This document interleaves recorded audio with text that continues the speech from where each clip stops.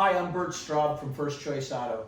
I've spent about 40 years in the car business, and for the last 10 years, a sole proprietor of First Choice Auto in Fairview. Small mom and pop dealership. We've got about 18 to 20 cars at any given time. Never thought I would need a tool similar to this. I don't have an on-site service department. So I've got 3 service facilities, a small body shop, a weld shop that's got my cars. This tool's allowed me to figure out where's my car at, how long they've had my car, and maybe if I need to make adjustments of a service department's taking a little too long, I can look at that and say, geez, you know, I need a little quicker turnaround. It has freed me up with making detailed sheets and spreadsheets or whiteboards or whatever we were doing. I can tell you that this system was very easy for me to learn.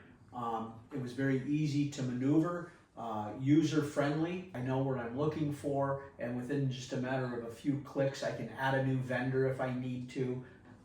So it was very simple to work around, and so far it's been pretty seamless to integrate into our system that we've had for years.